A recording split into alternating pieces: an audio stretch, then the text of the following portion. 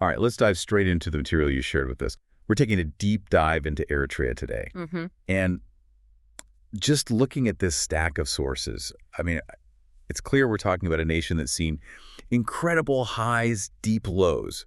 You know, deep history, but also some really stark modern realities. Yeah, absolutely. Think about it. Yeah. You've got this place celebrated for ancient trade, then this incredibly tough fight for independence, and then, well, today you hear descriptions talking about isolation, even repression. Yeah. There's definitely a lot to unpack. It's a fascinating picture and a really complex one painted by the sources you've pulled together. They really do cover a huge span, don't they? Millennia of history, early civilizations, right up to modern politics, regional stuff. It's quite the journey laid out here. Absolutely. So our mission really is to guide you through these sources. We want to pull out the key nuggets, the sort of surprising bits, the essential insights, help weave it all together so you get a clearer, maybe more layered feel for Eritrea's story. Yeah. You know, it's deep past, that long road to independence, and, well, challenging present. We'll be pulling straight from the historical articles, the research you've gathered. Consider us your navigators, I suppose. We'll highlight the big points, help connect the dots in the material you sent over. Okay, so based on these sources, where does the story of modern Eritrea really kick off? We have to go back quite a way, don't we? Oh, yeah, way back. Like even before 2,000 years ago. The research talks about settlements even before the kingdom of Damat, which itself is, well, pretty ancient. And then after Damat, the sources really emphasize the ancient state of Aksum. That seems pivotal for the region. Right. And what's really interesting here is the role of Aksum's main port, Adulis, right there on the Eritrean coast. Okay. This wasn't just some local spot. It was like Aksum's gateway to the world. It connected the whole kingdom to all these different trading cultures across the Red Sea even further. That Aksum connection sounds really significant. But the sources also show, it seems, layers being added after Aksum declined. Definitely. You see these successive periods of rule mentioned. There's the Christian kingdom of Makare, then the Islamic Sultanate of Dalak, which apparently thrived for ages out on the islands. Right. And even, the Ottoman invasions reaching into the area in the 16th century, hitting places like Asmara.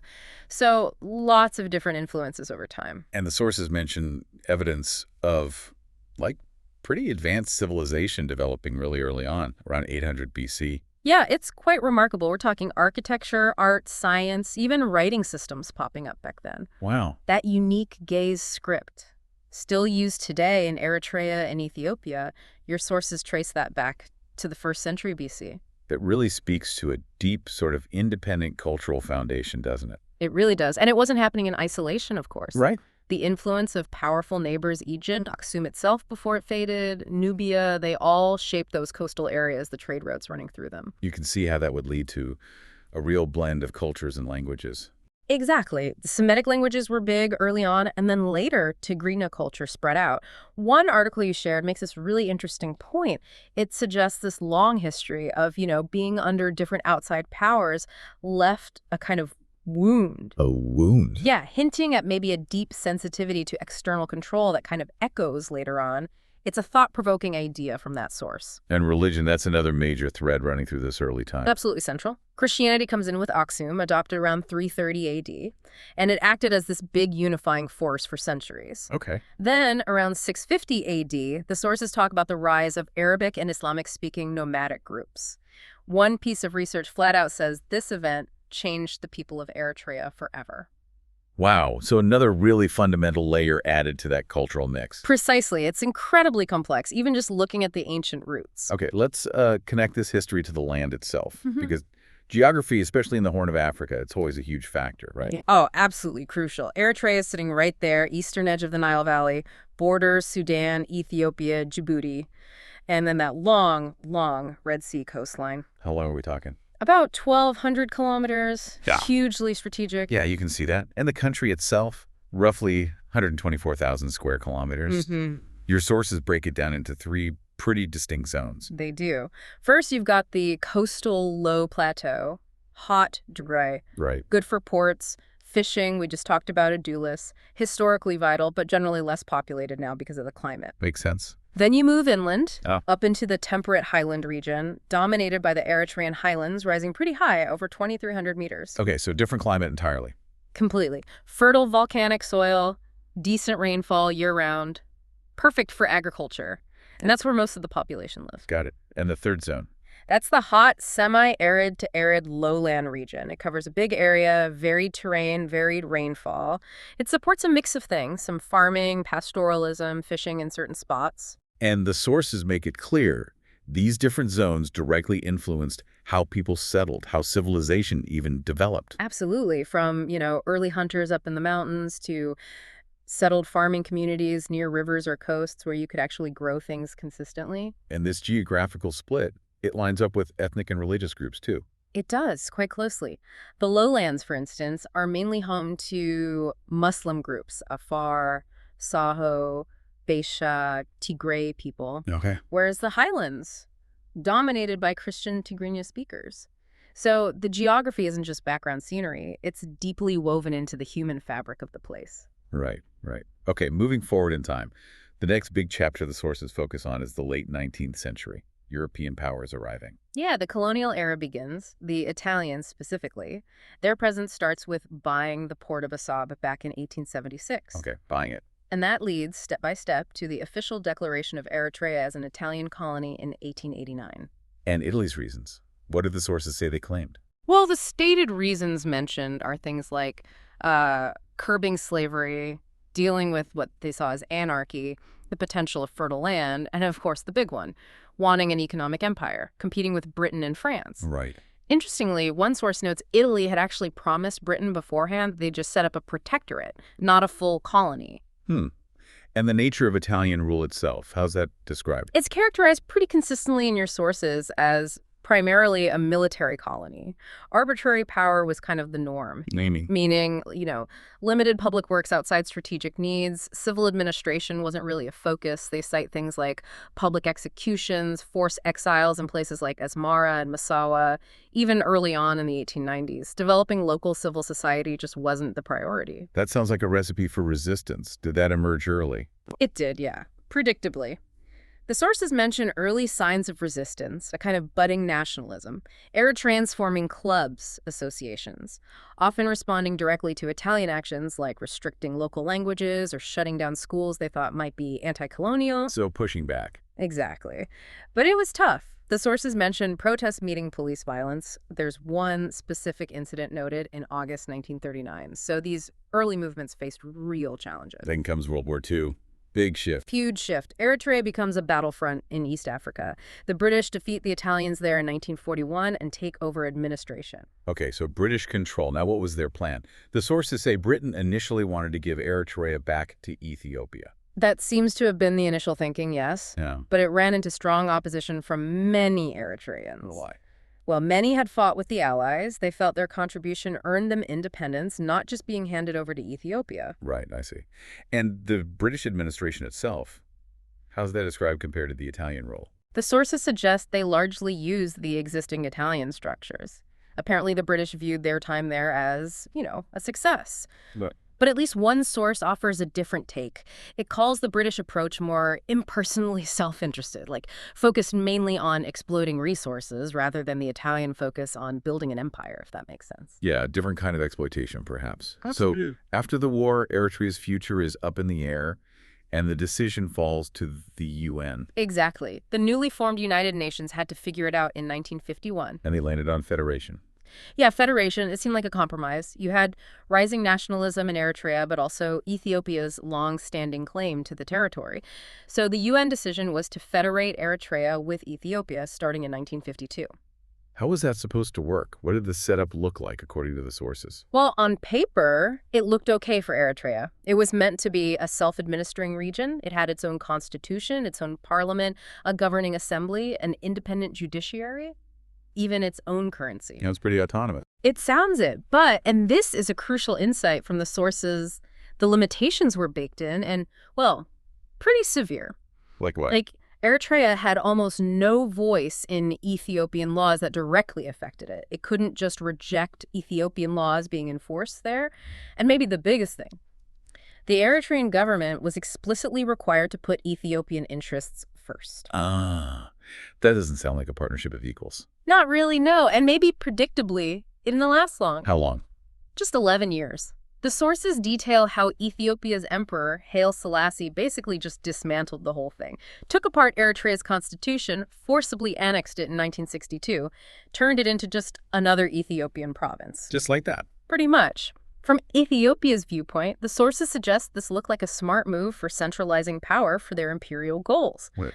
But the sources also strongly argue it ultimately backfired. How so? Well, partly they note because Ethiopia didn't get the backing from its European mentors that it might have expected for this move. And there were also these efforts described to kind of dilute Eritrea's distinct identity, stripping away its cultural sheen, deliberately moving an Ethiopian population, using Eritrean soldiers strategically in ways that benefited Ethiopia, seen as choke points to maintain control.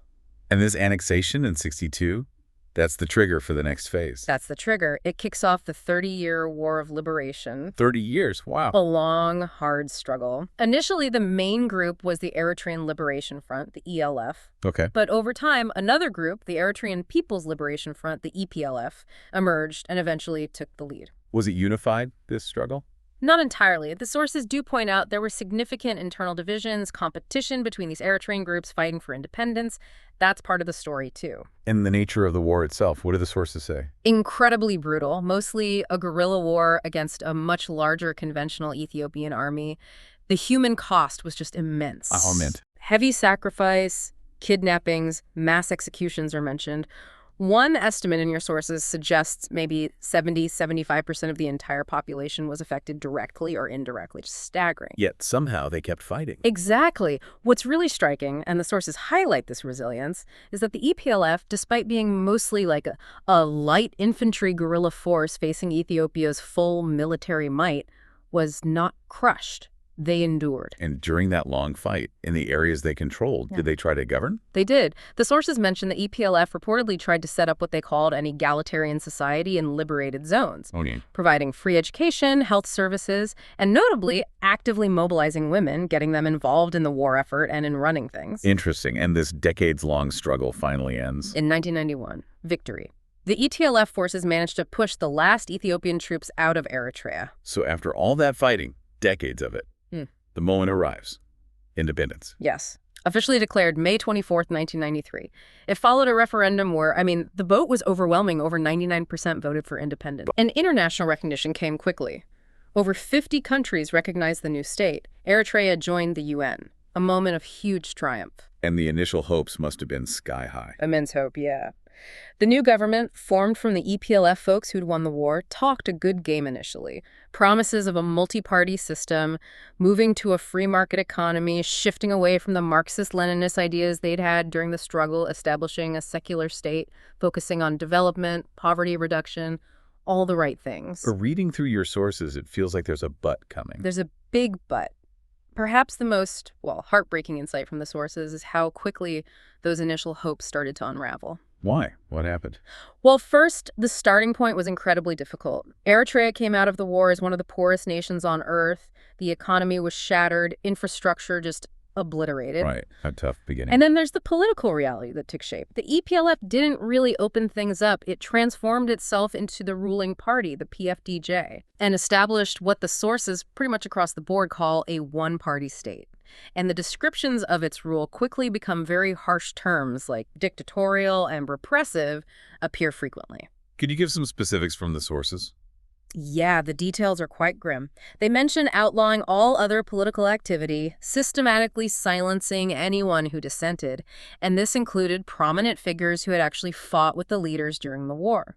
Mass arrests. Of former comrades. Yes. And students, others suspected of opposition. The sources talk about people being jailed without any trial, held incommunicado in places described as underground dungeons and ship containers. Oh, goodness. Reports of torture, widespread forced labor, particularly through the mandatory indefinite national service system, pervasive government surveillance, zero press freedom, citizens detained for years, their families having no idea where they are, no legal access. It's a bleak picture. So that initial dream. As one source puts it quite starkly, the hopes for a better future just faded away. And presiding over all this is President Isaias Afwerki.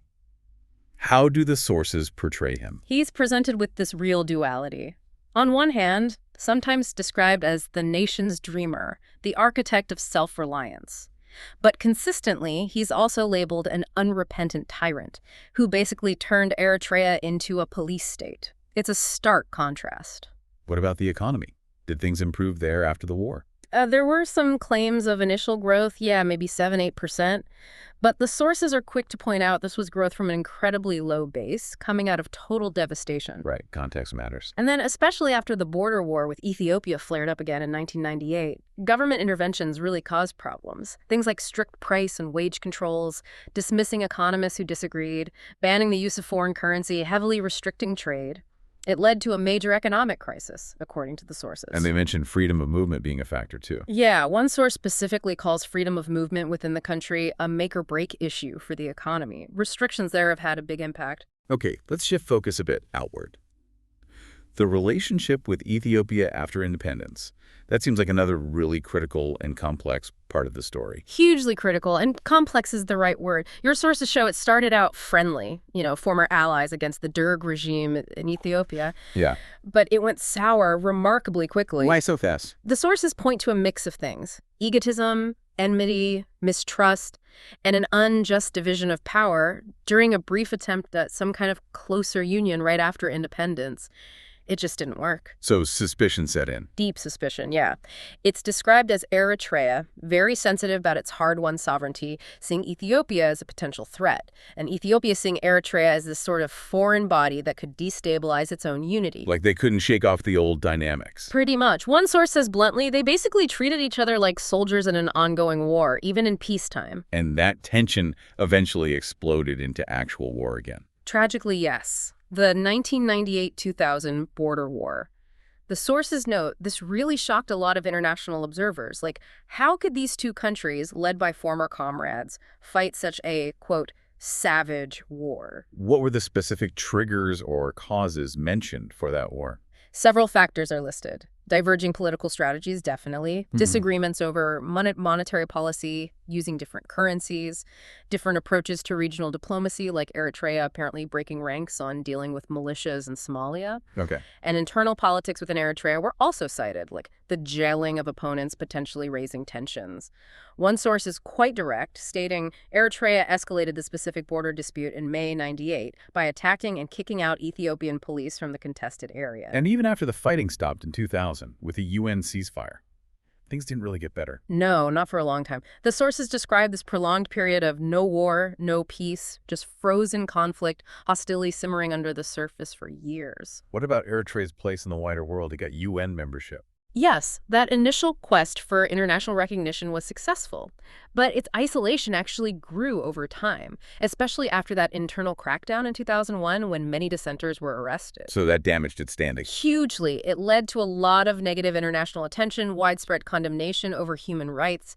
Eritrea ended up on various international blacklists. How did major powers like the US react, according to the sources? It's described as a bit mixed, like the U.S. recognizing Eritrea internally, but also publicly accusing the government of mismanagement and autocratization. So formal relations, but strong criticism. Okay. Beneath all this really heavy history and tough politics, the sources also talk about Eritrea's culture, right? Let's shift to that for a bit. Yes, absolutely. And it sounds incredibly vibrant. One source calls it a rich cultural tapestry woven from the threads of ancient civilizations, colonial influences, and contemporary practices. There's clearly a lot of pride in those deep historical roots we talked about earlier. Oh, definitely.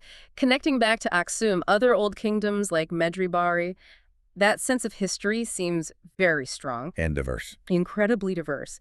Your sources mention over 9 recognized ethnic groups. The Tigrinya and Tigray are the largest, but you also have Afar, Saho, Kunama, several others. Languages, too. Very multilingual society. Tigrinya, Arabic, and English are noted as official languages, but many others are spoken. What about religion? Primarily split between Christianity and Islam. The Christianity includes various groups, Orthodox Coptic traditions with specific fasting practices being prominent, Cricket. and Islam is mostly Sunni. Followers observe familiar practices like avoiding alcohol and pork, and of course, fasting during Ramadan. And the sources mention traditional practices, festivals, things that connect people. Yeah, folk tales, songs, dances, specific rituals and festivals. Names like Maraf, Sirkilti, Como, Bledia for New Year are mentioned. These apparently reflect ancient lifestyles, but also a kind of striving for positive potential in the culture. And these traditions cross ethnic lines. That's a key point highlighted in the material, yes. Many of these cultural expressions are shared across different ethnic and religious communities.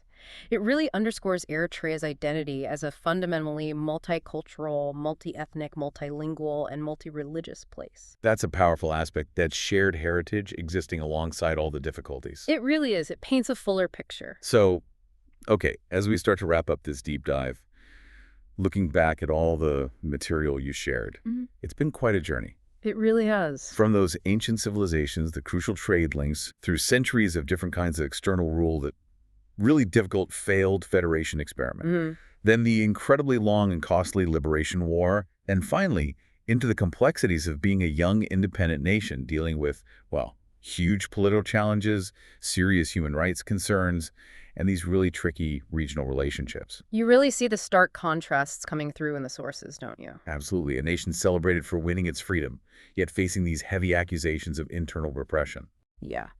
In a place with such deep history, cultural pride, amazing diversity, yet struggling with political division and quite a bit of international isolation. We really hope going through your source material like this has helped pull out those key insights, maybe spark some aha moments for you, the listener, hopefully giving you a more, layered, nuanced view of this fascinating and often quite challenging nation. It's a history, as we saw, just so defined by pushing back against external pressures, fighting for the right to control its own destiny. That drive for sovereignty is just, it's woven through everything in the sources. Which kind of leaves us with a final thought, something for you to maybe chew on. Given Eritrea's history, that long, intense struggle for independence and sovereignty from the outside, how does a nation then balance that deeply ingrained drive for self-determination against external influence with protecting and ensuring the fundamental freedoms and rights of its own people on the inside? That's the tension, isn't it? A really difficult balancing act.